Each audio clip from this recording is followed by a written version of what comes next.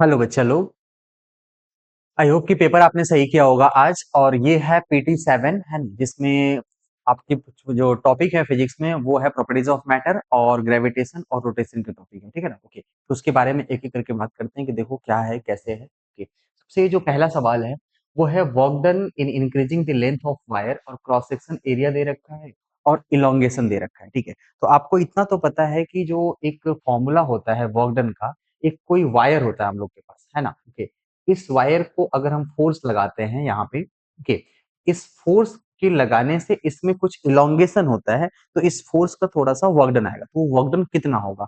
तो हम लोग इस वायर को एक इक्विवेलेंट स्प्रिंग की तरह ट्रीट करते हैं। शायद अगर आप अपने क्लासरूम में ध्यान दिया होगा तो ऐसा करते हैं हम लोग। ओके, और इस कांस्टेंट को हम लोग बोलते हैं Y A by L. Y जो है वो यंग्स मॉडुलस है, ए एरिया है और एल क्या है? लेंथ है। ओके, और हम इस पूरे वायर को स्प्रिंग की तरह ट्रीट करेंगे कि जो स्प्रिंग है तो वो एक्चुअली में कैसा है। तो इसकी जो वर्क डन या एनर्जी स्टोर होती है ये किसके इक्वल होती है? Work done is equal to half K X square. K की जगह कितना है? Y A by L times of what? X square. जो इलोंगेशन है उसका क्या कर दो? स्क्वायर कर दो, और इसमें सारी वैल्यू पुट कर दो, आपको आंसर मिल जाएगा हाफ। यंग्स मॉडुलस बताओ कितना है? ये है 2 × 10⁻11। ओके, एरिया किसके इक्वल है? Area is 1 mm square. 1 mm 10⁻⁻6 आपका हो जाएगा metre square. 10⁻⁻6 metre square into elongation X का स्क्वायर। एक्स है 1 mm, इसका फिर से स्क्वायर करोगे तो ये भी किसके इक्वल आएगा? 10⁻⁻6 upon L. L for length. अब ये जो लेंथ है इसकी कितना है? Of length 1 metre. लेंथ को 1 मीटर रख दो और इसे सॉल्व करो। ये 2 से 2 कैंसिल हो जाएगा, और ये 10⁻⁻12 और 11, ये कितना आएगा? 10⁻⁻1, ये जूल होगा। इसको एग्जैक्ट सॉल्व करोगे ये आएगा 0.1 जूल। समझ गए? ओके, इस तरीके से आप चीजों को सॉल्व कर सकते थे। और क्या कॉन्सेप्ट लगाया? वायर को हमने किसकी तरह मान लिया? स्प्रिंग की तरह। एक वायर है, ओके, और इस वायर को हमने माना स्प्रिंग। स्प्रिंग क्यों माना?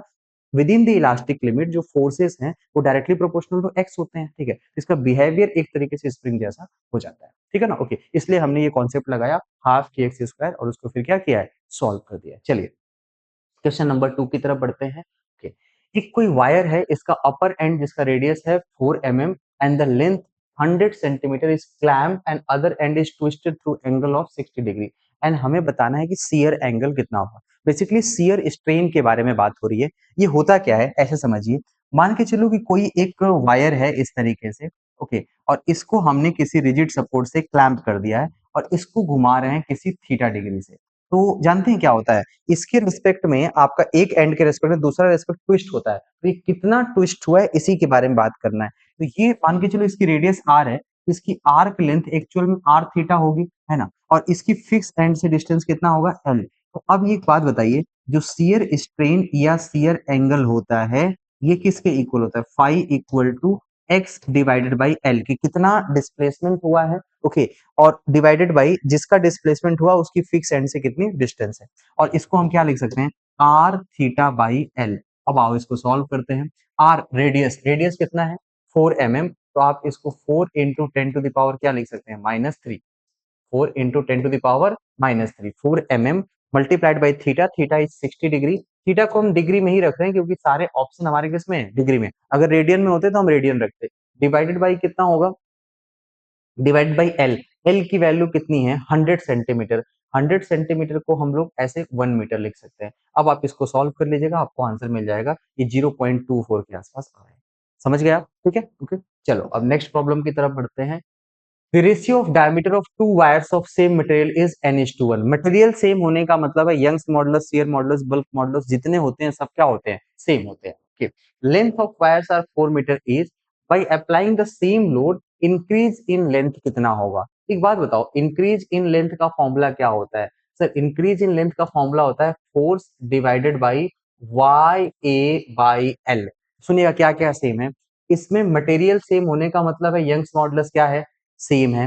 फोर्सेस भी आपने क्या लगाया है? सेम। और लेंथ भी सेम है। एफ भी सेम है, एल भी सेम है। इसका मतलब delta L inversely proportional to क्या होगा? एरिया। और एरिया किस पे डिपेंड करता है? रेडियस या डायमीटर पे। तो इसको हम ऐसा बोल सकते हैं क्या? आर स्क्वायर, सुनो, या डी स्क्वायर। ओके, अब डायमीटर रेशियो है n:1, तो अब हम बताओ डेल्टा एल की जगह n:1 होगा, तो डेल्टा एल जो होगा वो डायरेक्टली प्रोपोर्शनल टू 1 बाई क्या हो जाएगा, एन स्क्वायर। तो basically N square times of 1 हो जाएगा सेकंड टू 1 का। ओके, और ये यही एक ऑप्शन आपका यहाँ पे बनेगा। ठीक है, ओके, चलिए आगे की तरफ बढ़ते हैं। नेक्स्ट आपको दिया है on stretching a wire the elastic energy per unit volume. Elastic energy per unit volume का एक फॉर्मूला होता है half stress multiplied by strain, ये होता है एनर्जी डेंसिटी।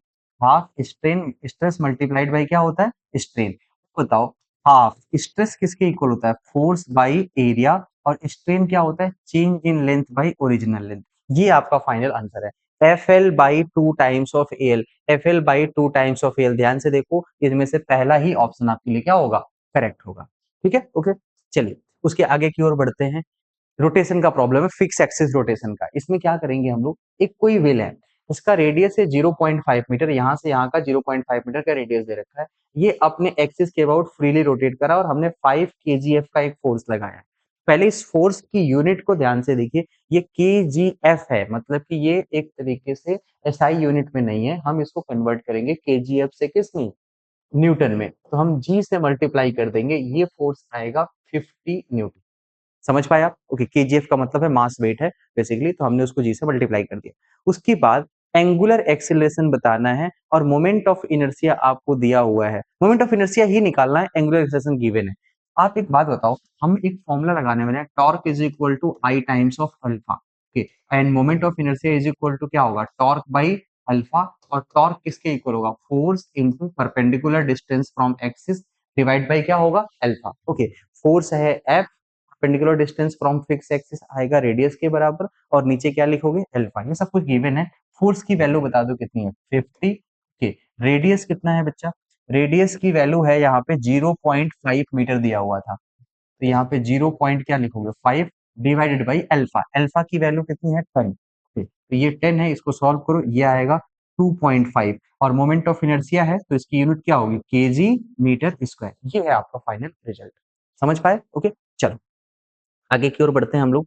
नेक्स्ट जो प्रॉब्लम है इसमें पूछा गया, a rigid body is rotating about an axis, to stop the rotation we have to apply, क्या लगाना पड़ेगा, क्या मैं प्रेशर लगा सकता हूँ, मोमेंटम लगा सकता हूँ, फोर्स लगा सकता हूँ, टॉर्क लगा सकता हूँ। देखो ये रोटेशनल मोशन है, रोटेशनल मोशन का जो चेंज होता है वो कौन लगाएगा, रोटेशनल मोशन का मतलब एंगुलर मोमेंटम है उसके पास, और वो चेंज टॉर्क से ही आएगा, फोर्स से नहीं आएगा। हो सकता है कि आपने फोर्स लगाया उससे टॉर्क डेवलप नहीं हुआ तो रोटेशनल मोशन में कोई चेंज नहीं हो। रोटेशनल मोशन का चेंज करने का सिंपल सा मतलब है कि हमें कुछ ना कुछ क्या लगाना पड़ेगा, टॉर्क लगाना पड़ेगा। सपोज करो कि एक फैन है और वो रोटेट कर रहा है इस तरीके से, ठीक है, तो जब फैन का रोटेशन हो रहा है तो मुझे फैन को फोर्स लगा के तो मैं रोक सकता हूँ, बट फोर्स में एक्सिस से थोड़ा दूर लगाऊंगा सो दैट कि उसका टॉर्क प्रोड्यूस हो, तब वो रुकेगा। अगर मैं उसके सेंटर पे मैं फोर्स लगाऊंगा तो वो नहीं रुकेगा।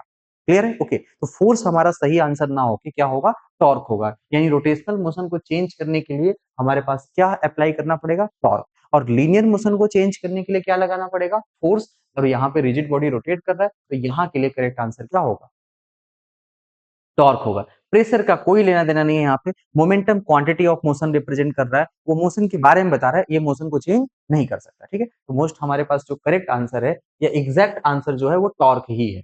आगे की तरफ बढ़ते हैं। 7, लेडर रेस्ट कर रहा है against a frictionless vertical wall with upper end 6 metre above the ground and the lower end 4 metre away from the wall. Weight आपको दे रखा है 500 न्यूटन, सेंटर ऑफ ग्रेविटी से इतना दे रखा है, आपको वॉल का रिएक्शन बताना है। देखिए ये सबसे अच्छा सा प्रॉब्लम है, इसमें होता क्या है, एक रोटेशनल डायनामिक्स है, टॉपिक का नाम है रोटेशनल डायनामिक्स। ये समझो कि ये एक लोड है, इस तरीके से लैडर है, ठीक, और ये वॉल पे कांटेक्ट में है, यहाँ ग्राउंड पे कांटेक्ट में है।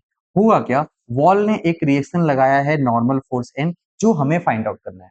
ठीक है, ओके, और इसका जो हाइट है वो कितना है, 6 मीटर अबव द ग्राउंड, ये 6 मीटर है, और इधर ये कितना है, 4 मीटर है, मतलब बेस है 4 मीटर का और इसकी वर्टिकल हाइट है 6 मीटर की। क्लियर है, ओके, और इसका अपना एक वेट है that is 500 Newton which is acting at 1/3 of its length. तो इसका सिंपल सा मतलब है, और सुनो फोर्स कुछ यहाँ पे भी लग रहा होगा, इसके ऊपर भी नॉर्मल लग रहा होगा, इधर कुछ फ्रिक्शन लग रहा होगा, ये सब कुछ हो रहा होगा। हम क्या करेंगे, ये जो पॉइंट है ना, इसके अबाउट टॉर्क ले लेंगे, okay, torque about the lowest point, और उसे हम जीरो करेंगे, तब जाके ये इस इक्विलिब्रियम को सॉल्व कर देंगे। ठीक है, okay, torque about lowest point अगर सर्च करोगे तो ये जो mg है, mg का टॉर्क इसको क्लॉकवाइज घुमाने की कोशिश कर रहा है इस तरीके से, इस पॉइंट के अबाउट, और जो नॉर्मल का टॉर्क है वो एंटी क्लॉकवाइज घुमाने की कोशिश कर रहा है। अगर दोनों टॉर्क इक्वल अपोजिट हो जाते हैं तो नेट टॉर्क जीरो हो जाएगा और ये रोटेशनल इक्विलिब्रियम में हो जाएगा। ठीक है, ओके। तो इस पॉइंट के अबाउट टॉर्क बैलेंस करो तो देखो दो ही फोर्स है, एक है 500 और इसकी परपेंडिकुलर डिस्टेंस यहाँ से कितनी है, तो ये टोटल 4 है, और अगर ये 1/3 है तो ये 4 का कितना होगा, 4 मल्टीप्लाइड बाई 1/3, 4/3। ठीक है, ये टॉर्क आया जो उसको क्लॉकवाइज डायरेक्शन में घुमा रहा है। एंटी क्लॉकवाइज के लिए क्या करेंगे, एंटी क्लॉकवाइज का फोर्स है नॉर्मल, और इस पॉइंट से इस नॉर्मल की परपेंडिकुलर डिस्टेंस कितनी है, ये तो 6 ही है, तो 6 से मल्टीप्लाई कर दो, ये आपका आंसर आ गया। अब तुम इसको सॉल्व करो, ये कितना आएगा इसे देख लीजिए। आप पहले इसको 2 से कैंसिल कर दो, इधर 3 हो जाएगा, ये हो जाएगा 1000 डिवाइडेड बाई क्या होगा 9, 1000 divide by 9 is approximately 111 Newton, ये हमारा क्या हो जाएगा, फोर्स आ जाएगा। ठीक है, ओके। ऐसे हम कोई और भी निकाल सकते थे, हमने इस टॉपिक का प्रॉब्लम है ये रोटेशनल इक्विलिब्रियम, बॉडी पे नेट फोर्स जीरो, हमने टॉर्क को जीरो किया। टॉर्क किस पॉइंट के अबाउट जीरो किया, कर आप किसी के अबाउट सकते हैं, बट हमने इसके अबाउट इसलिए किया क्योंकि मुझे दो फोर्सेस अननोन थे, नॉर्मल और फ्रिक्शन। ओके, और मुझे ये चाहिए था, मैं यहाँ के अबाउट कर देता तो यही जीरो हो जाता, तो हमको कुछ मिलता ही नहीं। ओके, जो चाहिए वो उसे हमें इक्वेशन में बना के रखना पड़ेगा। ठीक है, अगला question, on melting of ice on the pole the earth it's moment of inertia will, अच्छा जी, ठीक है, ओके। देखिए ध्यान से, यहाँ पे एक हाइपोथेटिकल प्रॉब्लम, देखिए क्या होता है। अर्थ है जो अपने एक्सिस के अबाउट रोटेट कर रहा है, ओके, और यहाँ पे है नॉर्थ पोल और यहाँ पे क्या है, साउथ पोल। ओके, ये नॉर्थ पोल है, ये साउथ पोल है, ये पोलर रीजन है, ये भी क्या है, पोलर रीजन है। ठीक है, ऐसा आपने लोअर क्लासेस में पढ़ा होगा।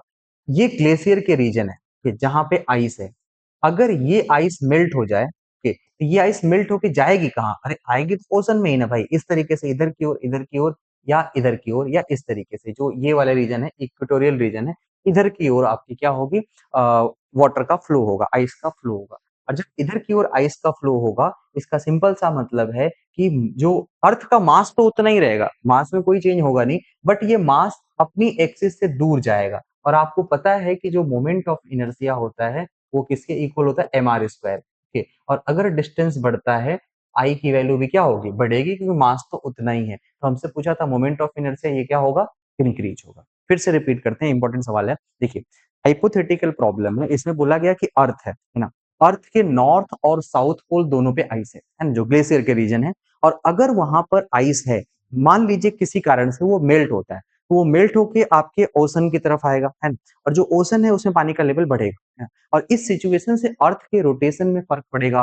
अर्थ में जो डे का ड्यूरेशन है, जैसे हमारे यहाँ 24 घंटे का दिन होता है अभी नॉर्मल टाइम में, ऐसे बात करें तो वो डे भी इफेक्ट होगा इन सारे प्रोसेस से। तो होगा क्या, ऊपर से आइस बनी, वो आइस मेल्ट होकर के पानी में जाया, जब पानी में ये जाएगा इस रीजन में, तो हम बोलेंगे इक्वेटर के रीजन में मास की वैल्यू क्या होगी, ज्यादा हो जाएगी, मतलब जो हमारा अर्थ पे मास है ये एक्सिस से दूर की तरफ जाएगा, और जब मास एक्सिस से दूर की ओर जाएगा, मोमेंट ऑफ इनर्शिया क्या हो जाएगा, कम, और मोमेंट ऑफ इनर्शिया बढ़ जाएगा। और जब मोमेंट ऑफ इनर्शिया बढ़ जाएगा तो इसका सिंपल सा मतलब है कि आपका पहले तो मोमेंट ऑफ इनर्शिया बढ़ा तो एंगुलर स्पीड क्या हो जाएगी, कम, क्योंकि अर्थ का एंगुलर मोमेंटम कंजर्व होगा। और उसके बाद आपका जो अर्थ के रोटेशन का टाइम पीरियड है, अर्थ थोड़ी क्या हो जाएगी, ओमेगा बढ़ जाने, आई बढ़ जाने से ओमेगा कम हो गया, यानी स्पीड कम हो गई, स्पीड कम हो गई तो एक रोटेशन करने में टाइम आपको ज्यादा लगेगा। टाइम ज्यादा का मतलब है कि दिन 24 घंटे से ज्यादा होगा। तो ये सारे हाइपोथेटिकल प्रॉब्लम हो सकते हैं। ये आसान सवाल था, यहाँ पे इसमें केवल ये पूछा था कि मोमेंट ऑफ इनर्शिया क्या होगा, तो सिंपल सी बात है, मोमेंट ऑफ इनर्शिया क्या होगा, बढ़ेगा, क्योंकि मास हमारी एक्सिस से क्या जा रहा है, दूर, आइस मेल्ट होकर मास उतना ही रहेगा, उसमें कोई चेंज नहीं होने वाला है। ठीक है, ठीक। चलिए अब आगे की ओर बढ़ते हैं। यहाँ पे कुछ प्रॉब्लम है, इसमें पूछा क्या गया है कि एक मुझे मोमेंट ऑफ इनर्शिया बताना है परपेंडिकुलर टू द प्लेट, इसकी परपेंडिकुलर मोमेंट ऑफ इनर्शिया बताना है, तो भाई परपेंडिकुलर एक्सिस थ्योरम लगा दो ना। ओके, ये इसके परपेंडिकुलर एक्सिस के अबाउट मोमेंट ऑफ इनर्शिया, इसके प्लेन में किसी भी दो के अबाउट मोमेंट ऑफ इनर्शिया के सम के बराबर होते हैं, तो ये I1 और I2 ये दोनों आपस में परपेंडिकुलर हैं, इन दोनों को जोड़ दो, परपेंडिकुलर वाली वैल्यू आ जाएगी, I1 प्लस I2 आ जाएगा, है ना। ये बाकी चीजें तो होंगी नहीं, तो ये पहला ही फॉर्मूला सही है, इसमें ज्यादा दिमाग लगाने की जरूरत नहीं है। दूसरा part, moment of inertia of a solid sphere about an axis parallel to diameter, जैसे ये मान लो कि सॉलिड स्फीयर है, ओके, और ये इसका ये डायमीटर था, इसके पैरेलल हम एक्स डिस्टेंस पे चले जाते हैं, तो बताओ मोमेंट ऑफ इनर्शिया क्या होगा।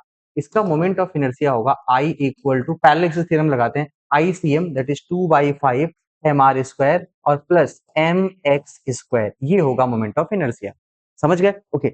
अगर मैं ये अलग अलग x के लिए वैल्यू अलग अलग होगा, मान लो x की वैल्यू जीरो है, x की वैल्यू क्या है? जीरो है। जब x की वैल्यू जीरो है तो मोमेंट ऑफ इनर्शिया 2/5 आएगा। x जीरो होगा तो 2/5 तो आएगा, कुछ ना कुछ वैल्यू आएगी, हर जगह कुछ ना कुछ वैल्यू है, ग्राफ जीरो से शुरू नहीं होगा। अब जैसे जैसे x की वैल्यू आप बढ़ा रहे हो, मोमेंट ऑफ इनर्शिया क्या हो रहा है? बढ़ता जा रहा है, बढ़ता जा रहा है, घटेगा नहीं। और ये ग्राफ एक तरीके से शिफ्टेड पैराबोला बनेगा, i की पावर 1 है और इसकी पावर कितनी है? 2 है, तो ये वैल्यू पैराबोलिक बनेगा और केवल बढ़ेगा ही, घटेगा नहीं। ये पहले घटा, ये गलत है, लीनियर गलत है, ये बढ़ रहा है लेकिन लीनियर गलत है, ये सही है क्योंकि पैराबोलिक है। नॉन पैराबोलिक या नॉन लीनियर वेरिएशन होना चाहिए, स्ट्रेट लाइन नहीं बनेगा। ठीक है, ओके। ये था आपका वेरिएशन। आगे की तरफ अगला सवाल, ये बेसिक सा फॉर्मूला है बच्चा, ध्यान से देखो। हमसे पूछा है काइनेटिक एनर्जी, ओके, और एंगुलर मोमेंटम पता है। एंगुलर मोमेंटम किसके इक्वल होता है? M V R. यहाँ से तुम वी निकाल लो, वी किसके इक्वल होगा? L by M R. और काइनेटिक एनर्जी का फॉर्मूला क्या होता है? Kinetic energy equal to half M V square. ये सिंपल सा बात है, एम बाई टू और वी किसके इक्वल है? एल बाई एम आर का क्या होगा? Whole square. बताओ ये किसके इक्वल होगा? ये होगा L square by two M R square. ठीक है, ओके। ये काइनेटिक एनर्जी है, इसे हमको डायरेक्टली क्या करना है? याद रखना है, स्टैंडर्ड रिजल्ट है ये। ओके, आगे बढ़ते हैं। एक मीटर स्टिक है which is balance on knife edge at centre when two coins each of mass 6 gram are put on one of the top and other at a 20 centimeter mark, then stick is found to be balanced at 40 centimeter. Mass of stick is, देखो, metre stick is balance knife at centre. ठीक है, एक metre script दे रखी है, यानी कि ये 100 centimetre का होता है ना, ये मीटर स्केल 100 सेंटीमीटर का होता है और ये अपने सेंटर पे बैलेंस है। इसका सिंपल सा मतलब है कि इसका जो सेंटर ऑफ मास है वो मिड पॉइंट पे है। Done, okay. अब उसके आगे बढ़ते हैं। ईच ऑफ मास, देखिए यहाँ पे लिखा है when two coins each of mass is 6 gram put on the top of other end of 20 centimetre mass, on the top and the other end, top of other end at 20 centimeter। देखो ये 20 centimetre marks पे आ जाओ, यहाँ पे 20 centimetre है, इसके ऊपर दो कॉइन रख दिए गए एक दूसरे के ऊपर। ठीक है, ये कॉइन्स रखे हुए हैं और अब जो स्टिक है वो 40 सेंटीमीटर पे बैलेंस होता है। यहाँ 40 सेंटीमीटर होगा और यहाँ 50 सेंटीमीटर होगा, ये 40 यहाँ पे बैलेंस है। बैलेंस का मतलब है, देखिएगा ध्यान से, ये जो कॉइन है इसका mg होगा, बेसिकली ये 2 mg होगा। ठीक है, ये 2 mg होगा और इसका अपना वेट होगा नीचे की ओर, इसको कैपिटल mg बोल देते हैं। ठीक है, जो कि वेट है। इसका टॉर्क और इसका टॉर्क इस पॉइंट के अबाउट क्या होंगे? बराबर। इसके about balancing torque about 40 centimetre mark should be equal to 0। तो जो कॉइन का टॉर्क है यानी कि 2 mg मल्टीप्लाइड बाई 40 सेंटीमीटर से कॉइन की डिस्टेंस कितनी होगी? 20। ओके, 20 इक्वल टू, सेंटीमीटर को सेंटीमीटर में रहने दो कोई बात नहीं, इसका क्या होगा? Capital mg, capital M mass of क्या है? स्टिक। ओके, और g है और यहां से इसकी डिस्टेंस कितनी है? ये तो 10 है, इसको हम 10 लिख सकते हैं। g से g कैंसिल हो रहा है, ये जीरो कैंसिल कर दो यहाँ पे, ये आ जाएगा capital M is equal to 4 times of small m। Coin का मास है 6। ओके, तो 4 मल्टीप्लाइड बाई कॉइन का मास 6 ग्राम है, तो स्टिक का मास किसके इक्वल होगा? 24 ग्राम के इक्वल। ये है पूरी कहानी। ठीक है, ओके। ये भी आपका रोटेशनल इक्विलिब्रियम का प्रॉब्लम है। आगे की तरफ बढ़ते हैं। देखो ये तो फॉर्मूला है बच्चा, ओके। काइनेटिक एनर्जी किसके इक्वल होता है? L square by 2i। Okay, इस रोटेशनल काइनेटिक एनर्जी की बात करेंगे। एंगुलर मोमेंटम किसके इक्वल होगा? Under root 2i into rotational kinetic energy. समझ पाए? okay, ये फॉर्मूला था। जैसे हम लोग लीनियर मोमेंटम और काइनेटिक एनर्जी का रिलेशन निकालते हैं, सिमिलर रिलेशन यहाँ पे भी आते हैं। आगे की तरफ बढ़ते हैं। देखिए प्रॉब्लम दिया है, ant is sitting at the edge of rotating disc, if ant reaches on the other end after revolving around the diameter, angular velocity of this क्या होगा? देखो भाई, एंगुलर मोमेंटम कंजर्वेशन, प्रॉब्लम का नाम है एंगुलर मोमेंटम कंजर्वेशन। तो यहाँ पे कोई आंट है जो नीचे पहले अंदर की ओर जा रही है, फिर सेंटर पे पहुंचेगी, फिर जाके अदर एंड पे पहुंचेगा, है ना? ओके, ऐसे समझिए कि जब ये आंट अंदर की ओर आएगी तो इसका जो मास है वो एक्सिस के पास जाएगा, और जब मास एक्सिस के पास जाएगा तो पहले मोमेंट ऑफ इनर्शिया घटेगा और फिर मिनिमम होने के बाद जब ये यहाँ से दूर जाने लगा तो मोमेंट ऑफ इनर्शिया क्या होगा? बढ़ेगा। और आपको पता है कि एंगुलर मोमेंटम कंजर्व है, आई घटता है तो ओमेगा क्या होता है? बढ़ता है, और जब आई बढ़ता है तो ओमेगा क्या होता है? घटता है। तो इस केस में जो डिस्क है उसकी एंगुलर स्पीड पहले बढ़ेगी तो फिर क्या होगी? कम हो जाएगी। और हमसे बात किसके बारे में पूछा गया है, एंगुलर वेलोसिटी के बारे में पूछा हुआ है, तो हमारे पास रिजल्ट बन चुका है। ठीक है, चलिए आगे की तरफ बात करते हैं। एक रोटेशन का प्रॉब्लम है, ध्यान से सुनिएगा। ओके, ये क्या है कि एक कोई रोटेटिंग बॉडी दे रखी है, इसमें लीनियर वेलोसिटी भी है और एंगुलर वेलोसिटी भी है। ठीक है, ओके, दोनों है। और यहाँ पे थोड़ा सा एक अलग केस है कि ओमेगा ऐसे नहीं है, v equal to R omega है कि नहीं, यहाँ पे रोलिंग का कोई कंडीशन यूज नहीं किया गया, मतलब बॉडी प्योर रोलिंग में तो नहीं है। Okay, होगा क्या, अब हमें इसमें कमेंट करना है कि क्या क्या चीजें सही है। देखिए, अब अगर थोड़ा सा ध्यान से देखें तो ये v से आगे जा रहा है अगर v नॉट से, तो ये इस पार्टिकल की वेलोसिटी भी कितनी होगी, v नॉट होगी। साथ साथ अगर ये ओमेगा नॉट से घूम रहा है, इसका क्या कहानी है, अगर ये ऐसा घूम रहा है तो इसकी एक और स्पीड होगी प्लस ओमेगा नॉट आर। तो जो ग्राउंड पे ये जो पार्टिकल है जो सरफेस के कांटेक्ट में है, ये तो रुका हुआ नहीं है, ये तो बहुत तेजी से चल रहा है। और अगर ये चल रहा है तो अब एक एक करके ऑप्शन पढ़ते हैं। ये आगे की ओर चल रहा है तो फ्रिक्शन किधर लगेगा, पीछे की ओर। अब पहला option, friction force act on forward direction, नहीं भाई, बॉडी फॉरवर्ड डायरेक्शन में जा रही है तो फ्रिक्शन फोर्स किधर लगेगा, बैकवर्ड डायरेक्शन में। पहला ऑप्शन तो गलत हो गया। उसके आगे बढ़ते हैं, the point of contact of disc with ground as zero velocity, नहीं नहीं नहीं, जीरो वेलोसिटी नहीं है। पॉइंट ऑफ कांटेक्ट जो ये है, इसकी वेलोसिटी है V naught plus R times of omega naught, ये भी क्या हो जाएगा, गलत हो जाएगा। अब हमें बात करना है कि ये वी नॉट क्या R omega not by two के बराबर होना चाहिए, कि ये R omega naught time two times of R omega naught के बराबर होना चाहिए, इन दोनों में क्या होगा, इसके बारे में बात करनी है। ठीक है, ओके, तो देखो हमें बस इतना बताना है कि ये रेस्ट पे आ जाता है।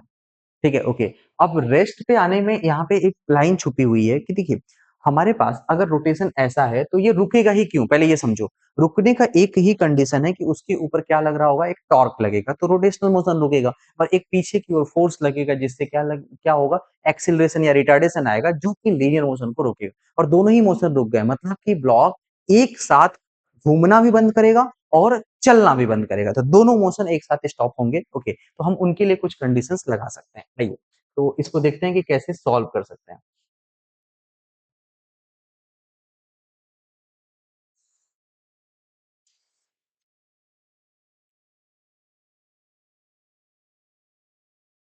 देखो, सिंपल सी कहानी ये है कि ये डिस्क है, इसकी वेलोसिटी है वी नॉट, और ये जो है वो चल रहा है कितने से, ओमेगा नॉट से चल रहा है। Done, okay. और इसकी रेडियस है आर, और ये कोई ग्राउंड है जो रुका हुआ है। ठीक है, ओके, तो हम क्या करेंगे, ये कौन सी बॉडी है, ये डिस्क है कि क्या है, पहले इसे देख लेते हैं। ये एक है डिस्क, ठीक है, मास एम रेडियस आर का डिस्क है। ठीक है, जब ये डिस्क है तो फिर तो आसान हो गया हमारे लिए। डिस्क का मोमेंट ऑफ इनर्शिया किसके इक्वल होता है, मोमेंट ऑफ इनर्शिया होता है M R square by two about an axis passing through centre of mass and perpendicular to axis, ये है।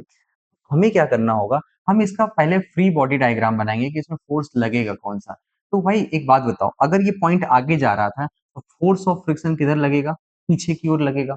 अब ये फ्रिक्शन इसको डी एक्सेलरेट करेगा। ओके, और ये मैक्सिमम फोर्स ऑफ फ्रिक्शन लगेगा, जिसको हम बोलेंगे म्यू एम जी। क्यों, क्योंकि यहाँ पे रिलेटिव मोशन स्टार्ट हो चुका है। तो एक्चुअल में काइनेटिक लगना चाहिए, बट म्यू एस म्यू के एक ही है, तो यहाँ पे म्यू एम जी लगा दिए। ओके, अब इससे क्या होगा कि एक पीछे की ओर डी एक्सेलरेशन प्रोड्यूस होगा और अल्फा भी प्रोड्यूस होगा। ओके, इसकी जो वेलोसिटी है वी नॉट, ये बाय द टाइम कम होगी, और ये ओमेगा नॉट भी धीरे धीरे क्या होगा, कम होगा।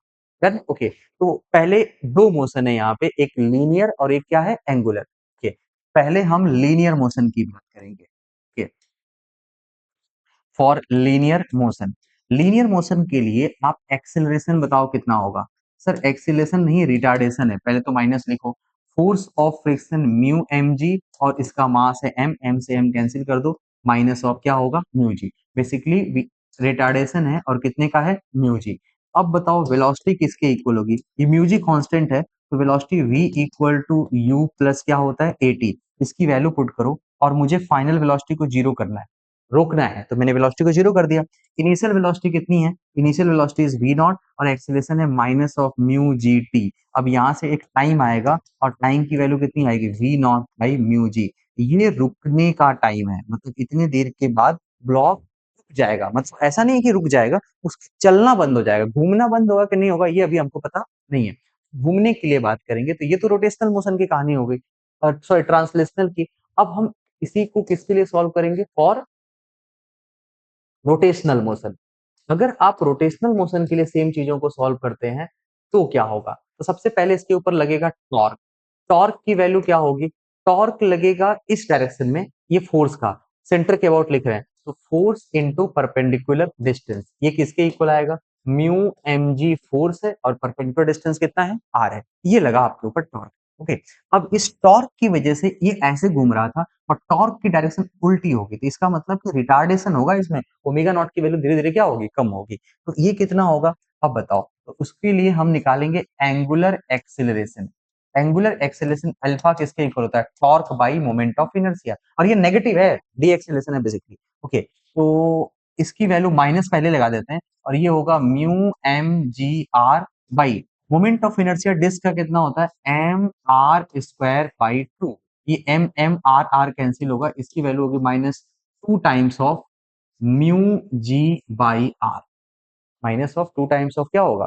Mu G by R. अब बताओ, इक्वेशन लिख लीजिए आप using omega, first equation of motion, omega equal to omega not plus क्या होगा? Alpha into T. ये बताओ, फाइनल स्पीड तो जीरो है।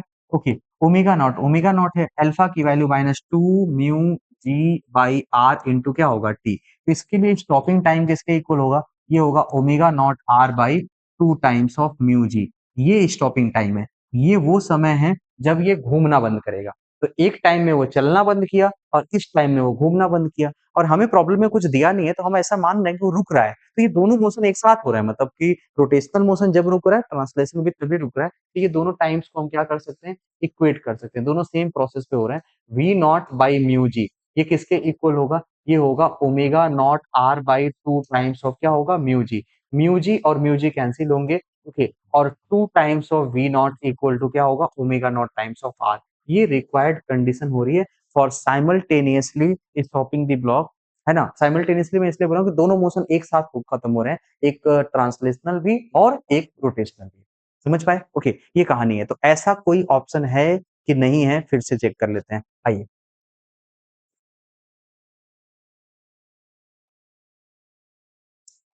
देखो, तो हमसे यही प्रॉब्लम पूछा था कि क्या V not must be equal to R omega by two या two R omega not by two, तो हमें two V not equal to R omega not आया था, तो यही एक ऑप्शन क्या हो सकता है? करेक्ट हो सकता है।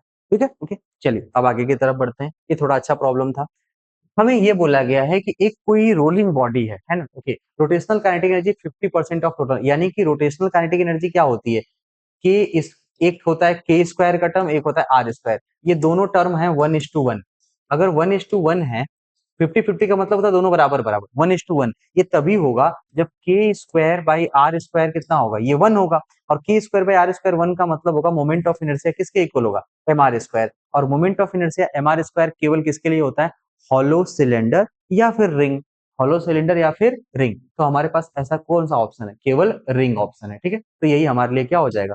करेक्ट आंसर हो जाएगा। आइए आगे की तरफ बढ़ते हैं। यूनिट डायमेंशन है भाई, ग्रेविटेशन टॉपिक से उठाया गया। ओके, सबसे पहले एक एक करके बात करते हैं।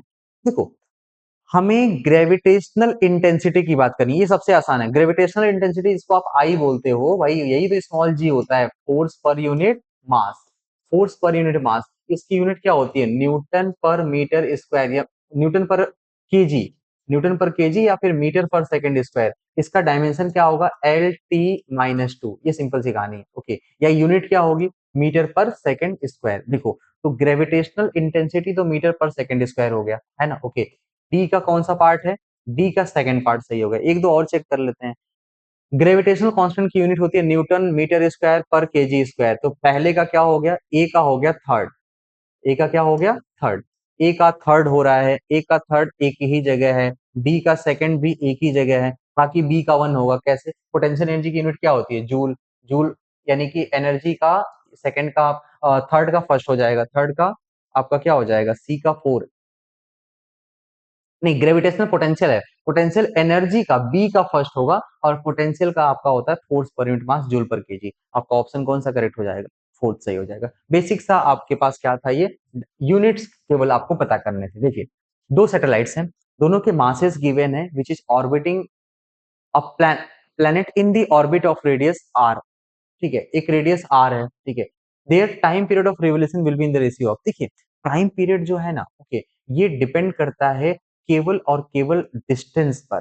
ओके, r⁻³ और मास ऑफ प्लैनेट पे जिसके अबाउट आप घूम रहे हो, सैटेलाइट के मास पे डिपेंड नहीं करता। तो सैटेलाइट के मासेस m और 9m है, इनसे हमें कोई लेना देना नहीं है। ओके, और अगर रेडियस सेम है तो टाइम पीरियड भी क्या होगा, सेम होगा। तो इसका आंसर 1:1 होगा। ठीक है, मास से आप कंफ्यूज मत होइएगा।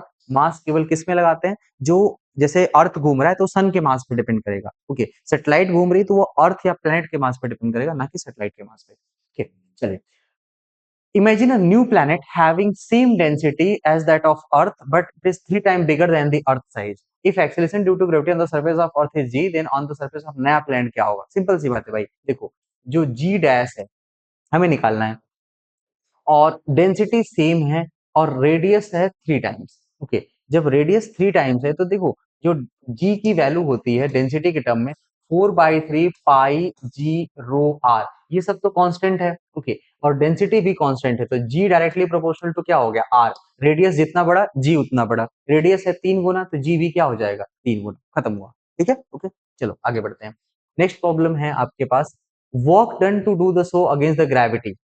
A mass m is raised from distance 2 re from earth surface. Okay, तो 2 3 re, ओके, 2 re से 3 re लेके जा रहे हो तो वर्क डन कितना होगा। देखिए, यहाँ पे पोटेंशियल एनर्जी की बात करेंगे। ओके, पहले वर्क डन जो होगा वो चेंज इन पोटेंशियल एनर्जी के इक्वल होगा, और चेंज इन पोटेंशियल एनर्जी किसके इक्वल होता है, G M M by, okay, G M M by R होता है, 1/r2 माइनस 1 बाई क्या होगा, r1। ये वर्क डन होगा।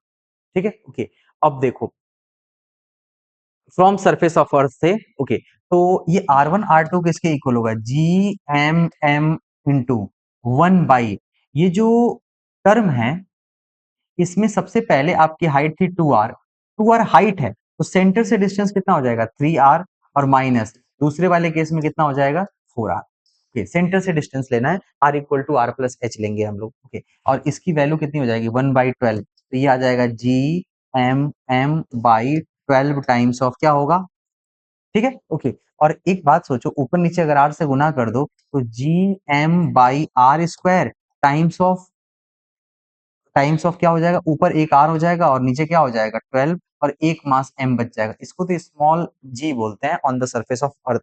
तो ये हो जाएगा एम जी आर बाई 12, है ना। मुझे एम जी आर के टर्म में ही निकालना था, और ऑप्शन आपका कौन सा हो जाएगा, थर्ड हो जाएगा। ठीक है, चलो आगे की ओर बढ़ते हैं। और हमारे पास क्या दिया हुआ है, एक कोई प्रोजेक्टाइल है जिसकी स्पीड दे रखी है 2 g from the surface of अर्थ। देखिए, ये अंडर रूट 2 g से ज्यादा है, इसका मतलब ये है कि ये इन्फिनिटी पे जाएगा और कुछ स्पीड बच जाएगी, और जो रेजिडुअल स्पीड, बची हुई स्पीड जो होती है उसे हम बोलते हैं इंटरस्टेलर स्पीड, है ना। मतलब यहाँ से आपने कोई चीज लॉन्च की, वो इन्फिनिटी पे गया और उसके बाद रुका नहीं, वो वहां पे चलता ही चला जा रहा है, तो आप उसको क्या बोलते हैं, इंटरस्टेलर स्पीड। ये ऐसे सवालों को हम लगाते क्या, हाँ, कैसे हैं, एनर्जी कंजर्वेशन। ठीक है, एनर्जी कंजर्वेशन क्या होगा, तुम ऐसे समझो, शुरू में हमने उस पार्टिकल को एनर्जी दी हाफ एम वी स्क्वायर। ठीक है, ओके, और उसकी पोटेंशियल एनर्जी थी minus G M M by R. Okay, और इन्फिनिटी पे उसकी काइनेटिक एनर्जी किसके इक्वल हो जाएगी, half M V infinity whole square, और प्लस पोटेंशियल एनर्जी कितना होगा, जीरो। इन्फिनिटी का पोटेंशियल हम लोग जीरो मानते हैं। Okay. अब इसको सॉल्व करोगे तो m से m कैंसिल हो जाएगा, ये भी m कैंसिल हो जाएगा, 2 से मल्टीप्लाई करो, v square minus 2gm by R equal to v infinity whole square. Okay, चलो v स्क्वायर की वैल्यू बताओ कितना है, v स्क्वायर की जगह हो जाएगा 4gr माइनस ये gm बाई r की वैल्यू हो जाती है 2gr। ओके, ये 2gr होगा। ठीक है, स्मॉल g की value gm by R square होगा, तो 2gr, इसकी वैल्यू किसके इक्वल हो जाएगी, ये हो जाएगा भाई 2gr। ओके, तो ये बताओ इन्फिनिटी की स्पीड किसके इक्वल होगी, अंडर रूट ऑफ 2gr। ये हमारे लिए फाइनल क्या हो जाएगा, आंसर हो जाएगा अंडर रूट 2gr, ऑप्शन 4 है। ठीक है, चलिए आगे की तरफ बढ़ते हैं। ये बच्चा स्टैंडर्ड सा ग्राफ है, ये आपको याद होना चाहिए। देखिए क्या करना होगा, हमें बताना है ग्रेविटेशनल पोटेंशियल वेरिएशन बताना है, mass and radius R best represented by the following graph. इसमें से कौन सा ग्राफ है जो कि हॉलो स्फीयर का पोटेंशियल बताता है। तो देखो, पहली बात तो पोटेंशियल नेगेटिव होता है, ग्रेविटी में सारे ग्राफ नेगेटिव है, इसमें कोई दिक्कत नहीं है। इन्फिनिटी का पोटेंशियल होता है जीरो, और जैसे जैसे पास आएगा पोटेंशियल की वैल्यू क्या होगी, मतलब बढ़ेगी, और अंदर जाने पे वो क्या रहेगा, कांस्टेंट रहेगा। अंदर कांस्टेंट होना चाहिए आर तक, और उसके बाद ये वैल्यू बढ़नी चाहिए और इन्फिनिटी पे जीरो हो जाना चाहिए। ऐसा ऑप्शन केवल कहाँ पे आ रहा है, बी पे आ रहा है। ये डायरेक्ट याद होगा आप लोग को। ठीक है, आगे बढ़ते हैं।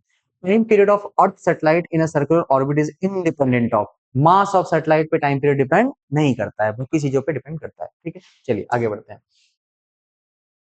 इसके velocity of projectile eight earth surface is v। अब हमें क्या करना है, a body is projected from the earth surface with velocity 2ve, तो हमें वेलोसिटी ऑफ बॉब बताना है जब वो इन्फिनिटी पे पहुंचेगा। फिर से वही कहानी है, हमने दोगुने स्पीड से लॉन्च कर दिया। एक फॉर्मूला याद है, इंटरस्टेलर स्पीड जो इन्फिनिटी पे होती है under root N square minus one of V escape होता है। ओके, इसका क्या मतलब है, हमने एन गुना टाइम्स से भेज दिया है स्केप स्पीड से। तो ये बताओ एन कितना है, दो गुना है, टू का स्क्वायर और माइनस वन टाइम्स ऑफ क्या है वीई। ऑप्शन क्या हो जाएगा, under root three times of V. बस ये याद रखना है। ओके, ये आपका करेक्ट आंसर है। चलिए, a satellite is revolving in a circular orbit round the earth at height h by 2। Height h by 2 है, सेंटर से डिस्टेंस नहीं।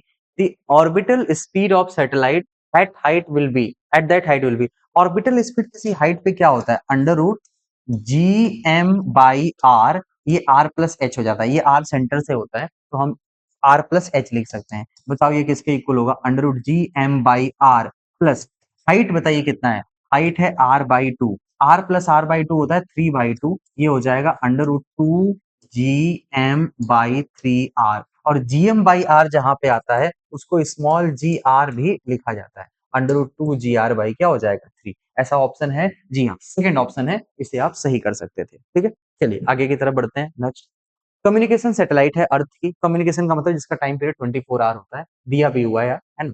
और ये एक सर्कल कंप्लीट करता है और उसके बाद इसको हम रिप्लेस कर देते हैं किसी दूसरे मास ऑफ सैटेलाइट से। If the new satellite also has an time period of 24 hour, then what is the ratio of their radius of new orbit to the original orbit. ध्यान से सुनिए भाई, टाइम पीरियड रेडियस पे depend करता है।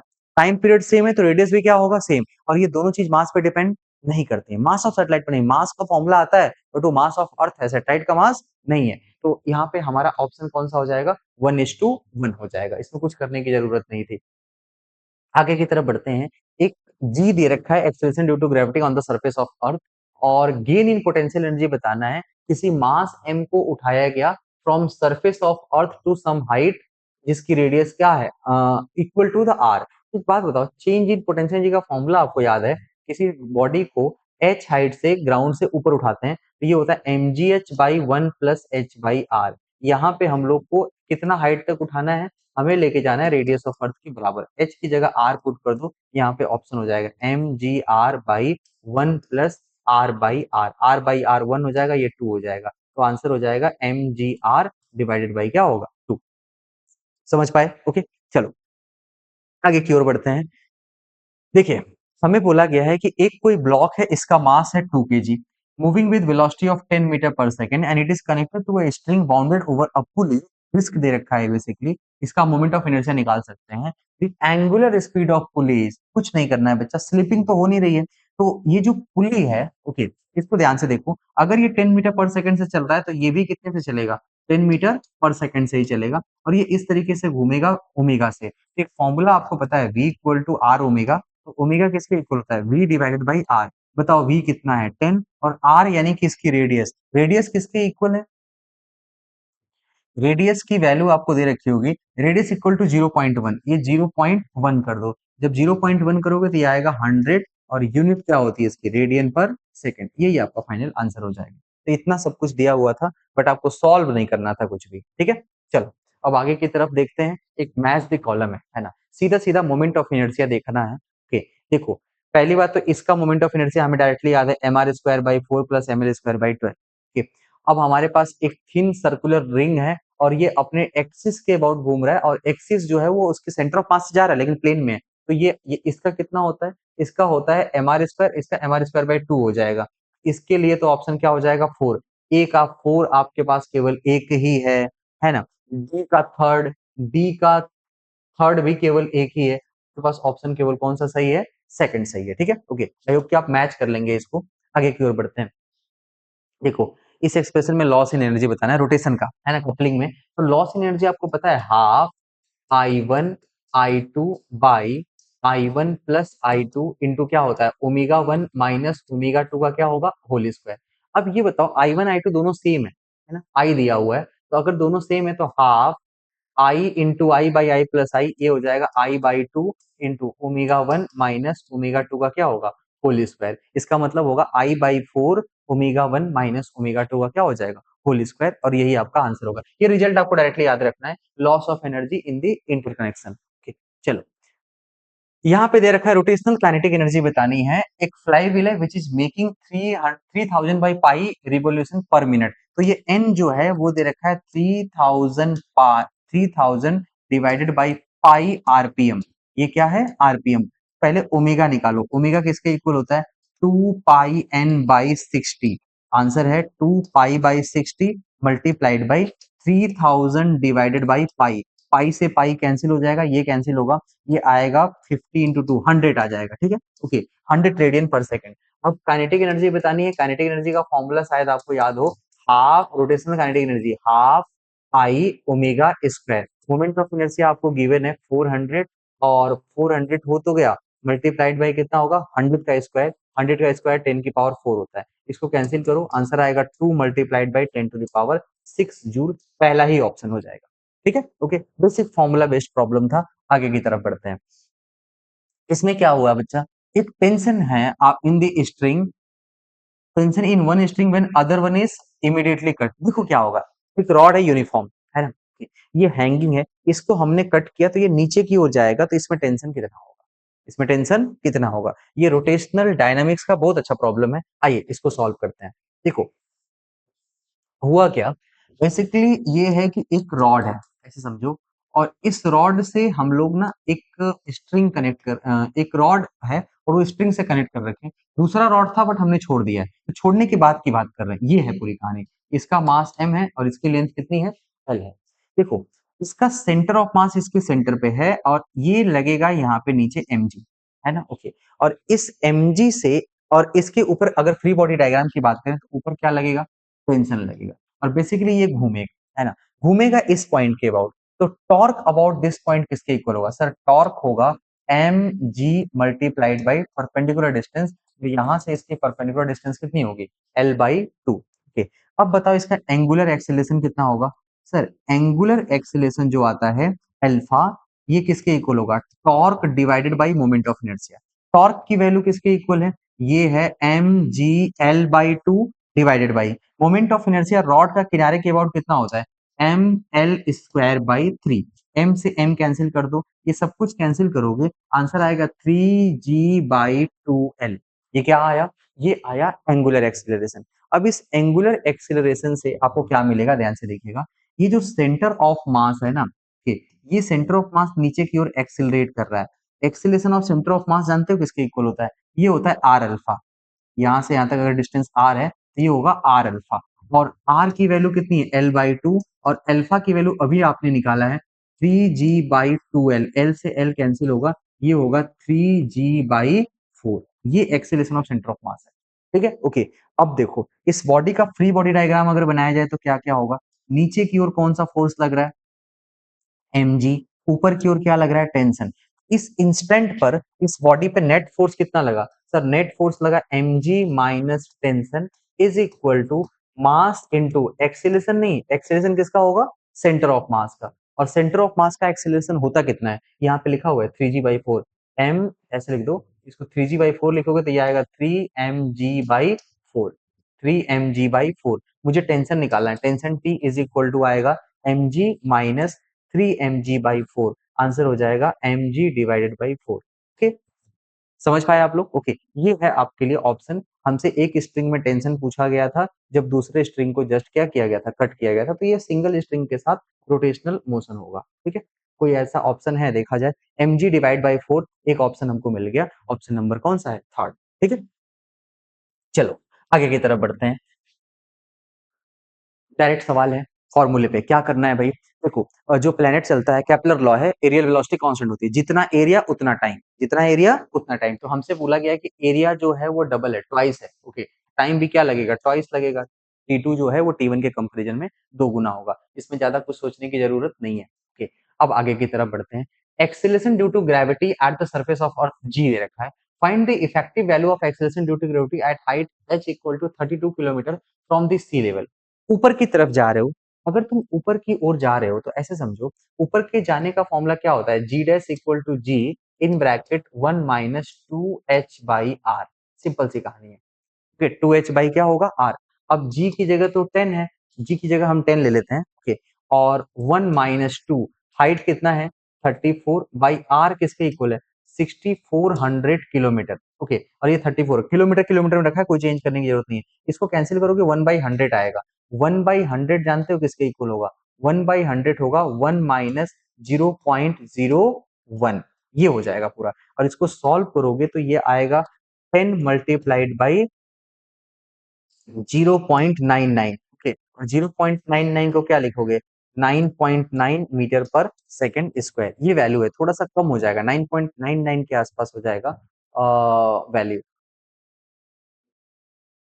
ठीक है, ओके, तो ये मीटर पर सेकेंड स्क्वायर में है। अब हमें उसको ग्राम ग्राम पर सेकंड स्क्वायर कितना होगा, क्या पूछा है, effective value of acceleration due to gravity at 32 kilometre of height. तो हमें ग्राम में बताना है, ये मीटर में है तो आप इसको जी से एम से क्या करो मल्टीप्लाई कर दो। ठीक है, 10% कम हुआ है भाई, 0.99 ही आएगा। ठीक है, ओके, चलो आगे की तरफ बढ़ते हैं।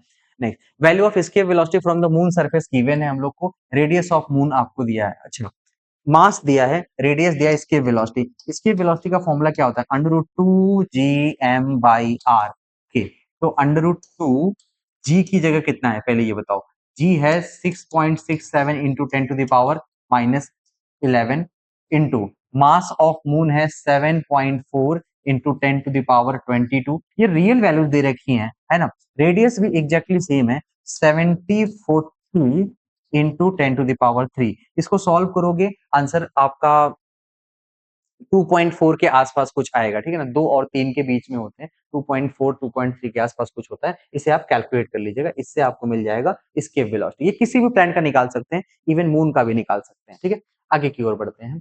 A person feel weightlessness in artificial satellite on the earth, however person on the moon which is natural satellite feel at his weight। देखिए भाई, जो आर्टिफिशियल सैटेलाइट है जो हम लोग जाके लॉन्च करते हैं, ठीक है, देखो दो तरीके के सैटेलाइट होते हैं हमारे पास। ओके, पहला जो सैटेलाइट है वो ऑलरेडी नेचुरली सैटेलाइट है जो किसी प्लैनेट के अबाउट घूम रहा है, जैसे मून हो गया हमारे लिए। ओके, और मून एक छोटा मास नहीं है, मून बहुत बड़ा मास है ना। ओके, एक पूरा एक छोटा प्लैनेट की तरह समझिए, और वो सन के अबाउट जैसे हम लोग घूमते हैं वैसे के अबाउट घूम रहा है। अब जब वो अर्थ के अबाउट घूम रहा है, इसके साथ क्या क्या होगा, देखो अर्थ के अबाउट जब घूमेगा तो उसका उसका वेट जो है वो जीरो नहीं होगा, वेटलेसनेस नहीं आएगा। क्यों, उसका अपना ग्रेविटी तो है, तो उसका अपना वेट आपका जीरो नहीं होगा। जब वेट जीरो नहीं होगा तो क्या होगा उसके बारे में बात करते हैं। देखिए,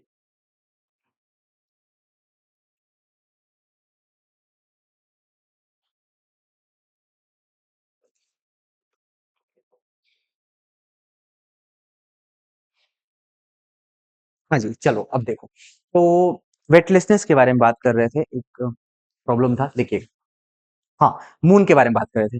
तो मून जो है हमारा नेचुरल सैटेलाइट है, ठीक है। मून नेचुरल सैटेलाइट का क्या मतलब होता है, उसका अपना मास है, उसकी अपनी ग्रेविटी है, तो जब हम वहां पे खड़े होंगे मून सरफेस पे तो हमें अपना वेट फील होगा, ठीक है। लेकिन जब हम आर्टिफिशियल सैटेलाइट की बात करते हैं जिनका अपना मास बहुत कम है, तो उनकी अपनी ग्रेविटी नहीं है, और वो अर्थ की ग्रेविटी में घूम रहे हैं गोल गोल, और ऐसा अर्थ की ग्रेविटी में ऑलरेडी वो हमेशा फ्री फॉलिंग की कंडीशन में होते हैं। और जब वो फ्रीली फॉलिंग की कंडीशन में होते हैं तो आपका वेट हमेशा क्या रहेगा, जीरो रहेगा। तो जब आप आर्टिफिशियल सैटेलाइट में होंगे तो आपको अपना वेट जीरो फील होगा, यानी वेटलेसनेस होगा। लेकिन आप मून पे होंगे तो आप वेट फील करेंगे, ये बात तो सही है, इसमें कोई प्रॉब्लम नहीं है। बट आगे बढ़ते हैं, आर्टिफिशियल सैटेलाइट इसके रीजन की तरफ चलते हैं। Artificial satellite is freely falling, ये बात तो सही है। On the and on the surface of moon the weight is mainly due to moon gravitational attraction। हाँ, ये बात भी सही है ना। ओके, मून का अपना ग्रेविटेशनल अट्रैक्शन होगा, उसीलिए होगा, यही तो इसका करेक्ट रीजन है। तो ये भी सही है, ये भी सही है, और ये दोनों आपस में एक दूसरे को एक्सप्लेन भी कर रहे हैं, यानी कि ये करेक्ट एक्सप्लेनेशन भी है। ओके, चलिए अब आगे की ओर बढ़ते हैं। दो बॉडीज हैं, एक का मास है m, एक का मास कितना है 4m है। ओके, ये दोनों एक दूसरे से कुछ डिस्टेंस पे रखे हुए हैं, और वो डिस्टेंस है r। आपको बताना है कि ग्रेविटेशनल पोटेंशियल बताना at a point where gravitational field is zero. Field के जीरो कहाँ पे होगा, ऐसे समझो, ये फील्ड जीरो होगा कहीं यहाँ पे। ओके, तो फील्ड जीरो कैसे होगा, ऐसे समझो कि ये है R1। ओके, तो ये डिस्टेंस कितना होगा, R2 होगा, जिसको हम R माइनस R1 बोल सकते हैं। यहाँ पे ग्रेविटेशनल फील्ड जीरो है। ये कब हो सकता है, जब स्मॉल m मास अपनी ओर ग्रेविटी लगाए और 4m अपनी ओर लगाए, है ना? तो ये दोनों अगर इक्वल हैं, अपोजिट डायरेक्शन में तो है ही, इक्वल अगर हो जाएगा तो नेट क्या हो जाएगा, जीरो। तो अब नेट जीरो करने के लिए क्या करेंगे, G M by R one square equal to G M की जगह क्या लिखेंगे, 4m by R minus R one का क्या होगा, होल स्क्वायर। इसको कैंसिल करोगे, ये यहाँ से आएगा R minus R one by R one equal to two, four का स्क्वायर रूट हमने टू कर दिया, ये टू आर वन, यानी कि आर वन इक्वल टू जानते हैं किसके इक्वल होगा, ये होगा आर डिवाइड बाई थ्री। ये न्यूट्रल पॉइंट की कंडीशन आ गई। न्यूट्रल पॉइंट का मतलब जहां पे ग्रेविटी जीरो है। लेकिन हमें ग्रेविटी जीरो नहीं करना है, हमको तो वहां का पोटेंशियल बताना है, ठीक है। ओके, पोटेंशियल किसके इक्वल होगा, पोटेंशियल दोनों को जोड़ दो, पहले का पोटेंशियल कितना होगा, minus G M by R, R की जगह क्या लिखोगे, R by three minus G 4m by, अब बताओ यहां से कितना डिस्टेंस होगा, R minus R by three, ये किसके इक्वल होगा, 2r/3। सॉल्व कर लो इसका, ये आ जाएगा 4 टू 6 639, ये होगा 9 gm बाई आर, ठीक है। तो ऑप्शन आपका कौन सा करेक्ट हो जाएगा, फोर्थ। आगे की ओर बढ़ते हैं। रेडियस ऑफ अर्थ आर दिया है, a body is taken to the height 3r from the surface of earth, then change in potential, same formula है। ओके, पोटेंशियल एनर्जी चेंज का फॉर्मूला क्या होता है, ये होता है M G H by one plus H by R. Okay, M G कितनी हाइट लेके गए हो, 3r by one plus 3r by R, ये नीचे 4 हो जाएगा, यानी ऑप्शन होगा 3/4 times of M G R. ठीक है, करेक्ट ऑप्शन कौन सा है, फोर्थ है। ठीक है, ये बेसिक स्टैंडर्ड फॉर्मूला था, इसमें कुछ करने की जरूरत नहीं थी। अब आगे की ओर बढ़ते हैं। दो सैटेलाइट हैं, दोनों के मासेस दे रखे हैं अलग अलग, and they are revolving around sun in the orbit of radius 9r and 16r respectively, where r is the radius of earth, the speed of two satellite will be in the ratio of, देखो speed of satellite का formula होता है under root G mass of earth by radius, ये समझ पाए। Okay, यानी कि जो v है वो इनवर्सली प्रोपोर्शनल टू कितना है, अंडर रूट आर। और अगर आपसे कोई पूछे कि स्पीड बताइए v1 बाई वी टू, तो ये किसके इक्वल होगा, under root R two by R one, under root R two की वैल्यू बताओ कितना है, दूसरा है 16r डिवाइड बाई क्या होगा 9r, आर से आर कैंसिल होगा, ये हो जाएगा 4/3। ये आपके लिए क्या हो जाएगा, option. Okay, speed of satellite का रेशियो। आगे की तरफ बढ़ते हैं। Mass of planet is 1/9 times of mass of earth, radius is half of that of a body of weight is 9 kg on the earth, तो वहां पे वेट कितना होगा। देखो यहाँ पहले वहां पे जी की वैल्यू बताओ, अर्थ पे जी की वैल्यू किसके इक्वल है, G M by R square, और वहां पे जी डैश किसके इक्वल होगा, जी मास बताओ कितना है, 1/9, एम डिवाइडेड बाई 9 कर दो, और रेडियस क्या है हाफ, तो आर बाई क्या कर दो 2 का स्क्वायर, ये 2 का स्क्वायर 4 है, क्या ये 4/9 times of G M by R square होगा, यानी कि 4/9 टाइम्स ऑफ वहां का अर्थ का क्या होगा, जी। अर्थ का वहां उस सरफेस का जो जी है अर्थ का 4/9 टाइम्स है। ओके, चार 4/9 टाइम्स है, तो अगर अर्थ का वेट 9 है तो 9 से गुना करोगे तो 4/9 टाइम्स ऑफ 9 हो जाएगा, तो ऑप्शन क्या बचेगा, 4 बचेगा। उस प्लेनेट के सरफेस पे उसी बॉडी का वेट कितना होगा, 4 न्यूटन। मास चेंज नहीं होता, वेट चेंज हो जाता है, क्योंकि ग्रेविटी क्या हो रही है, चेंज हो रही है। Next point, escape velocity at the surface of अर्थ दे रखा है, इफ रेडियस ऑफ प्लैनेट को डबल कर दिया जाए, ओके, बट मीन डेंसिटी को सेम कर दिया तो escape velocity क्या होगी। एक बात मुझे बताओ, escape velocity की वैल्यू क्या होती है, अंडर रूट 2g। ओके, और हमको g सेम नहीं है, डेंसिटी सेम है, तो 2g की जगह कितना होता है, 4/3 पाई पाई रो जी आर और एक और आर, ये जी की मैंने वैल्यू रख दी, ये आर और आर से बाहर हो जाएंगे, तो इसके velocity directly proportional to R होगा, ये रूट से बाहर है।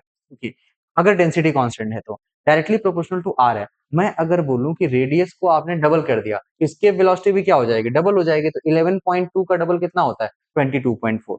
समझ पाए। ओके, ये डायरेक्ट रिलेशन आपको याद होगा। ओके, नेक्स्ट हमें बताना है, टॉर्क एक फोर्स है 3j कैप और किसी पॉइंट पे लग रहा है जिसका पोजीशन वेक्टर है 2k कैप, ओरिजिन के अबाउट बताना है। बताओ टॉर्क की वैल्यू क्या होती है, r क्रॉस f, r किसके इक्वल है, r है पोजीशन वेक्टर है 2k cap cross 3j cap, 3 into 2 6 होता है, k क्रॉस j, ये बताओ i j k, ये जानते हैं आप लोग, i क्रॉस j k होता है, j क्रॉस k i होता है, k क्रॉस i j होता है। हमें k क्रॉस j चाहिए, उल्टा चलना है, i तो आएगा लेकिन माइनस में, तो minus of 6i Newton metre, ये आपके लिए आंसर हो जाएगा सेकंड।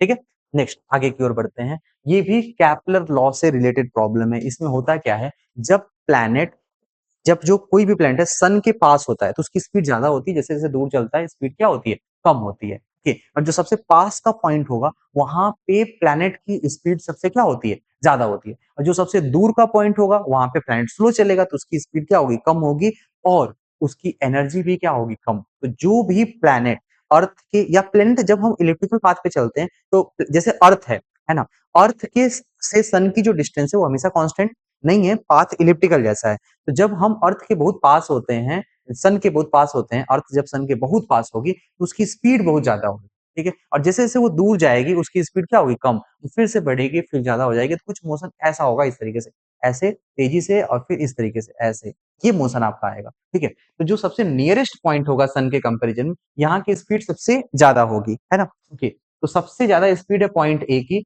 और सबसे कम स्पीड है सी की, और इन बिटवीन स्पीड कहीं पे कहाँ का आएगा, बी का आएगा। तो सबसे ज्यादा जो काइनेटिक एनर्जी है वो पॉइंट ए की आएगी, और सबसे कम सी का आएगा। तो काइनेटिक एनर्जी ए का सबसे ज्यादा, सी का सबसे कम, और बी जो है वो इंटरमीडिएट पॉइंट है, तो वहां की काइनेटिक एनर्जी इन दोनों के कंपैरिजन में, इन दोनों के बीच में होगी, ए सबसे ज्यादा, बी उससे कम। ठीक है, चलो आगे की ओर बढ़ते हैं। Next problem is a particle of mass m is situated at center of spherical cell of mass same mass, okay, radius a है। हमें ग्रेविटेशनल पोटेंशियल बताना है किसी पॉइंट का जो कि a/2 है from the centre. Interesting question है, और इसका पूरा हिंट आपको मिलेगा इलेक्ट्रोस्टैटिक्स से। कैसे होगा, ध्यान से देखो। इसका मास m है, इसका भी मास m है, ये डिस्टेंस है a, बट हमें निकालना है कहीं अंदर जिसकी डिस्टेंस है a डिवाइडेड बाई 2। क्लियर है, ओके। स्फेरिकल सेल के अंदर पोटेंशियल कांस्टेंट होता है, दो पोटेंशियल है, एक तो पोटेंशियल मास की वजह से होगा, और plus potential due to cell, इन दो की वजह से होगा। ठीक है, ओके। अब बताओ इस मास की वजह से कितना होगा, मास की वजह से होगा minus G M by R, R किसके इक्वल है, ए बाई टू। और इस सेल का कितना होगा, सेल का कांस्टेंट होता है अंदर minus G M by R, ये टू इधर जाएगा, आंसर आएगा minus three G M by R, R की जगह क्या है, ए है। यही आपका क्या हो जाएगा आंसर, पहला ही ऑप्शन आपका क्या है, करेक्ट है। नेक्स्ट अगले सवाल की तरफ बढ़ते हैं। हमारे पास वायर दे रखा है, ओके, मटेरियल सेम है, डायमीटर भी सेम है, लेंथ आपका अलग अलग है, फोर्स हमने लगाया है, रेशियो ऑफ वर्क डन आपको बताना है। एक बात बताओ, वर्क जो है वो एनर्जी के इक्वल होता है, एनर्जी किसके इक्वल होती है ना। आपने if force F is applied on is F square by two times of के, ऐसे लिख सकते हैं, हाफ के एक्स स्क्वायर को एफ स्क्वायर बाई टू के भी लिख सकते हैं, एफ स्क्वायर बाई टू के की जगह वाई ए बाई एल। अब ध्यान से देखो, वर्क डन या potential energy directly proportional to length होगा, क्योंकि मटेरियल सेम है, एरिया सेम है, फोर्स सेम है, केवल क्या चेंज हो रहा है, लेंथ। और लेंथ डबल है तो 1:2 का रेशियो है, तो आपका वर्क डन का भी रेशियो किसके इक्वल होगा, 1:2 के रेशियो के ही इक्वल होगा। ठीक है, okay. Next, on increasing the length bye 0.5 mm steel wire 2 mm, area आपको दे रखा है, फोर्स रिक्वायर्ड। एक बात बताओ, फोर्स किसके इक्वल होता है, फोर्स होता है kx, के क्या होता है, y a by L times of elongation delta L. अब इसको मल्टीप्लाई कर लीजिए, आंसर है 2.2 multiplied by 10 to the power 11। Area कितना दे रखा है, 2 mm square, 2 into 10 to the power -6 into change in length कितना है, change in length is 0.5 mm, तो आप ऐसे लिख दो 5 into 10 to the power -4 upon length final कितना था, 2 मीटर। इसको सॉल्व कर लीजिए, आंसर आ जाएगा, ये आएगा 11, 1.1 इंटू 10 की कुछ पावर आ जाएगी, कैलकुलेट कर लीजिएगा। ठीक है, चलिए 48, एक ब्रास है जिसका डायमीटर दिया है, वायर है, ओके, और उसका डायमीटर 4, यंग्स मॉडुलस दिया है ब्रास का, force required to stretch by 0.1%, same problem है बच्चा। ओके, मुझे बताना है कि इसका जो इलोंगेशन है delta L by L into 100, ये है 0.1% पहले तो। ओके, तो यहाँ से डेल्टा एल बाई एल निकालो, ये आएगा 10 टू द पावर -3। ओके, अब बताओ फोर्स किसके इक्वल होता है, फोर्स हो जाता है Y A delta L by L, ऐसा लिख सकते हैं। वाई की वैल्यू तो दे रखी है, Young's modulus 9 into 10 to the power 10। Okay, area कितना है, एरिया आपको दे रखा है, डायमीटर दे रखा है, तो जब डायमीटर दे रखा है तो एरिया आपको निकालना पड़ेगा पाई आर स्क्वायर, आर है 2 mm, तो 2 का स्क्वायर आएगा 2 इंटू 10 टू द पावर -3 का होल स्क्वायर, ये pi R square into delta L by L, delta L by L 10 की पावर क्या होता है, -3 होता है। अब आप इसे कैलकुलेट कर लीजिए, आपको आंसर मिल जाएगा, हालांकि करने की जरूरत है नहीं, ये 4 हो जाएगा 36 पाई, 36 पाई तो आ रहा है, 36 पाई यहाँ पे भी हो सकता है, यहाँ पे भी हो सकता है, 10 की पावर बस मिला लीजिएगा, आंसर मिल जाएगा। ठीक है, चलो आगे की तरफ। व्हेन अ पर्सन, पर्सन नहीं है, प्रेशर है, सॉरी, प्रेशर है 100 एटमॉस्फेयर प्रेशर का, किसी जगह लगाया गया और वॉल्यूम कम हो गया, ओके, तो बल्क मॉडुलस बताना है। एक बात बताओ, बल्क मॉडुलस किसके इक्वल होता है? ये होता है delta P by delta V by V. कितना प्रेशर लगाया और कितना वॉल्यूम चेंज हुआ, तो ये वॉल्यूम का चेंज है डेल्टा वी बाई वी, और ये वैल्यू है 0.01%। ओके, तो हमें क्या करना होगा, ये 100 से डिवाइड है बेसिकली, ये 10 की पावर क्या है, -4 है।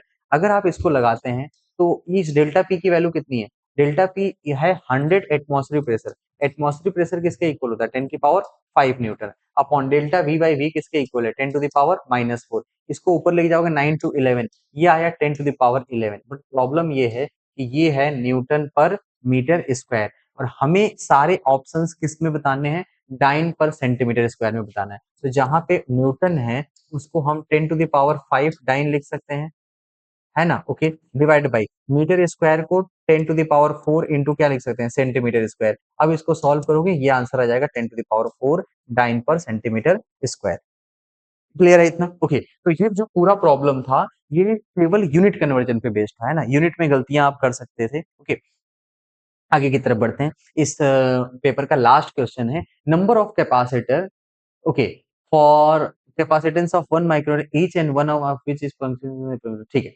देखिए इसमें क्या है, अच्छा ये आपका टॉपिक तो अलग है, बेसिकली ये कैपेसिटर का प्रॉब्लम है, ठीक है। ओके, देखिए इसमें क्या करना है, इसमें दिया हुआ है कि एक कैपेसिटर है, get function to potential of just, एक ब्रेकिंग पोटेंशियल दे रखा है 500 वोल्ट का, ओके, और उसको अरेंजमेंट हमको देना है a capacitance of 2 microfarad across which 3000 volt may be applied. तो देखो, एक कैपेसिटर को 500 दे सकते हो, है ना? तो हमारे पास कम से कम 6 कैपेसिटर लगाएंगे तभी तो 3000 होगा। ओके, कितने कैपेसिटर? 1 2 3 4 5 और क्या लगाएंगे? 6। टोटल 6 कैपेसिटर एक रो में लगाएंगे तो ये 3000 वोल्ट को क्या कर सकता है, मतलब 3000 वोल्ट तक ये झेल सकता है।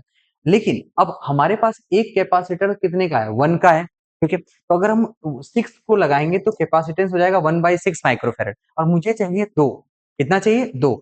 इस 6 के, अब हमें कैपेसिटेंस बढ़ाना है तो हमें पैरेलल में लगाना पड़ेगा। तो 6 में कुछ कितने रोज बनाएंगे, number of rose, so that कि ये कितने हो जाए? 2 हो जाए। तो नंबर ऑफ रोज किसके इक्वल होंगे? 12, और एक रो में कितने कैपेसिटर है? 6। तो जो 6 इंटू 2 टोटल कितने टू कंपोनेंट्स होंगे? 72 कैपेसिटर्स हो जाएंगे। ठीक है, ओके, चलो तो मिलते हैं हम लोग अगली क्लास में। ठीक है बच्चा लोग, चलिए, थैंक यू।